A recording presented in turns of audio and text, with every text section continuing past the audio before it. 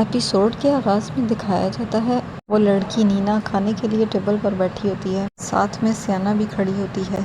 नीना भी उनके पास आ जाती है। उसे भी भूख लगी होती है और वो खाना खाने के लिए उनके पास जाती है। सियाना छोटी नीना को कहती है अगर तुम्हें खाना खाना है तो कुत्ते की तरह भौंकना होगा। नीना भी यही कहती है मिसेस जेफरसन सही कह रही हैं, मैं कुत्ते की तरह भौंकना होगा। छोटी नीना कहती है तुम लोग चाहते हो कि मैं कुत्ते की तरह भौंकूं? नीना कहती है मैं अपने पापा को बताऊंगी। लड़की कहती है तुम्हारे पापा?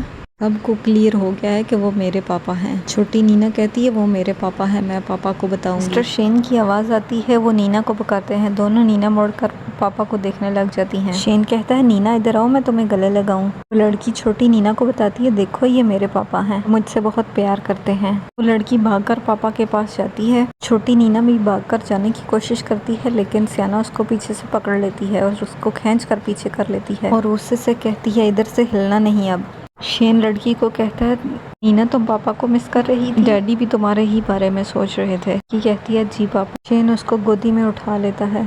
छोटी नीना ये सब कुछ देखकर रो रही होती है। शेन लड़की को कहता है चलो डैडी को किस करो। वो फिर उसके गाल पे किस करती है। ऊपर से शेन की माँ आ जाती है। बाप और बेटी को लाड करते हुए देखकर खुश हो जाती है और कहती है चलो आओ खाना रेडी है। फिर वो लोग खाना खाने के लिए बैठते हैं। शेन छोटी नीना को खड़े हुए देखता है और कहता है तुम वहाँ क्यों खड़ी हो, चलो आओ तुम भी हमारे साथ खाना खाओ, चलो जल्दी आओ।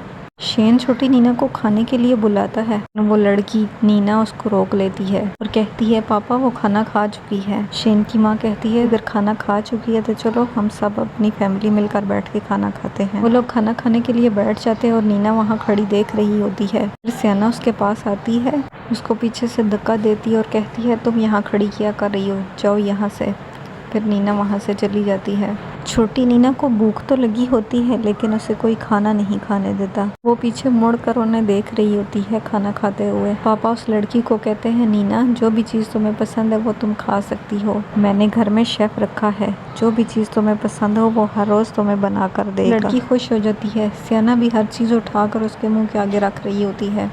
नीना ये सब कुछ देखकर उदास हो जाती है और वहाँ से चली जाती है। चेन देखता है सब खाने में मसरूफ़ है तो वहाँ से उठने की कोशिश करता है। जैसे ही उठता है जाने के लिए नीना उससे पूछती है आप कहाँ जा रहे हो? इन कहता है नीना मैं उस छोटी लड़की नीना को देखने जा रहा हूँ। लड़की कहती है मैं आपकी असली बेटी हूँ पापा, आप हमेशा उसी को क्यों देखना चाहते हो, आप मुझसे प्यार नहीं करते?